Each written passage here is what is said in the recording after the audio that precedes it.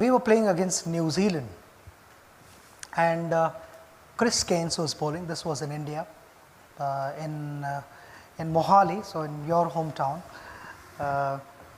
It was the ball was reverse swinging, and Chris Cairns was virtually beating us 2-3 times an over. I was batting with Rahul Dravid, so the main batters were batting. We'd like to believe that we were the main batters. And we were getting beaten, and we were sort of clueless because we couldn't see the shine. Sometimes the surfaces are such that it becomes a little difficult to figure out which side is the shiny side and which is the rough side. I expect all you guys to know what reverse swing is.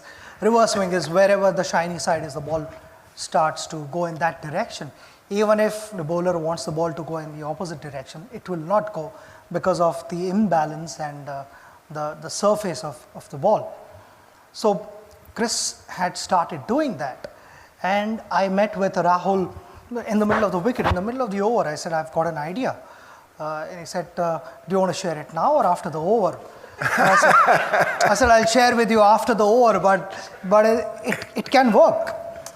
So Rahul said, okay, tell me now, what is your idea? I said to Rahul, I am closer to the bowler, and when he's walking back on the run-up, I need to stand here.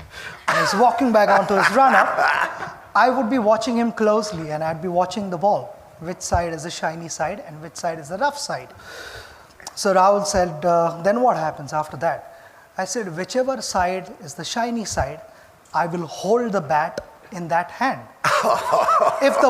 If he's going to bowl an outswinger, the bat is going to be in my left hand. If he's bowling in swinger, the bat is in my right hand at the non-striker's end. So that's the only time in my career when the batsman is ready to face the ball. He's not watching the bowler, he's watching the bat in my hand. So he's very good. So Rahul is watching me, and suddenly you see a couple of cover drives being hit for boundaries, and on drives passing piercing mid-wicket and mid-on, and Chris is like wondering, these guys were getting beaten a couple of times every over, and suddenly I'm giving away a couple of boundaries. There's definitely something wrong. So all the fielders were watching me because I was, watching Chris and not Rahul. And normally no batsman stands facing the bowler. He would be like facing the other batter. And then I would quickly change the bat, and by then they had sort of figured out that there is something fishy. And Chris lost his momentum, he lost his rhythm, and he held the ball cross seam, and he bowled the ball, and instead of looking at Rahul or checking what has happened there, he looks at me and I said, what have you got for this? Chris didn't realize that I had also warned Rahul that if I don't know what is coming, I'm going to hold the bat in the middle.